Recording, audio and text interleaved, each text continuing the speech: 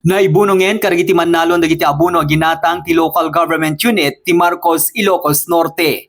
Mismo nga indolwan ni Mayor Antonio Mariano kadwan na dagiti agpanpanday linteg babaen met ti panangidadaulo ni Vice Mayor Alan Coloma. Pakayrumanan dagiti agpapaay iti Municipal Agriculture Office iti Marcos ti nagturong karigiti barbarangay tapno di kastakit maidanon ti serbisyo ti munisipyo para karigiti agtaltalon iti nadakamat a lugar. Tinaigata nga pundo karigiti abuno ket naggapo iti share ti ili ang Marcos manipod ti excise tax ti tabako wenno ti 7171 iti tawen 2022. Yung apo, abuno, agapo ti munisipyo. Dito, ihaan nga agapo ti national, no digit ni agapo iti munisipyo. Hama nga agapo iti probinsya. Dito, tunggal at taltalo na po, may kanti tunggal na isang supot. Regardless, di numano ti taltalunin yung hektarya, may salaan nga po ti may ted kada kayo. So dahil pa lang, iti kabaalan, iti munisipyo tayo, nga may ted kada kayo. Dahil iti paragay ayat ti apo nga konsiyo tayo, digiti apo nga sanggunyan. Sa dahil iti inulatang dahil di taon ni tayo, nga para kada tayo aming nagtangtarong iti ili Marcos.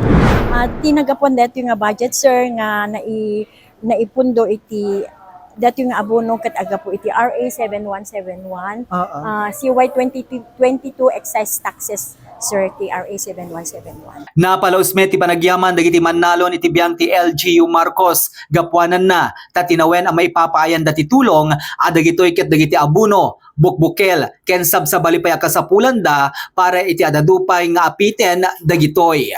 Napalaos nga in kami pinagyaman ken pinangkablao kadigiti padak nga taga Barangay Escuda kang runaan na iti grupo ni Apo Mayor nga may nangidanon iti pagsayaatan iti agtaltalon nga iti Akta Republika 7171 ket bala nga pinagyaman iti dakkel nga didigra nga dinmalapos iti nasyon na Pilipinas kahalay nga diti norte mudiket buong nga Pilipinas ket adda nga maited nga suporta nga nayon nga dimipay gatangin kadigito nga agtaba. Napalaos nga ibagak nga dakkel ta uray no basit ti makita saan nga isupay ti problema dete awanan nga gatangin iti balor tinasursurok pay nga sa nga ribo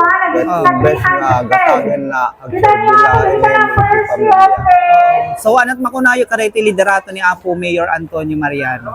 Apo ket malanga sayaat na ang kanayon na kami nga tultulungan ni Apo Mayor na ayat unay ni Apo Mayor mi kahalay nga detoy isunaing kati pagtaengan daw no urean niya nga pagkakitaam ket nasayato na ni Apo Mayor.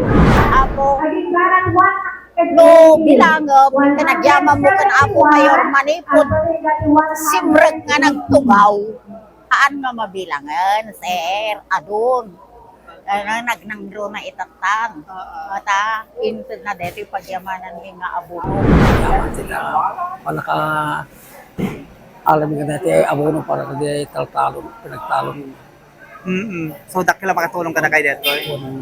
Mister. Ti ili ang Marcos Ilocos Norte, ket adun tinagbaliwan na, nanipod nagtugaw akas mayor ni Honorable Antonio Mariano, gapuanan na, taadun dagiti na ipatakder adadakkel nga infrastructure projects, ti pan nakatagiben ti linak Ornos Kental na, ken pan nakatulong, dagiti iso amin ang Manalon, tangamin, ket ti ili ang Marcos, ket ti kangruna na pagsapulan dagiti umili, ket ti panagsukil kariti dagdaga, adagitoy ket iso, ti pamataudan da, ti maigatang kariti pagkasapulan ken pangpaadal da kadagiti tumaod a banwar iti Marcos Ilocos Norte.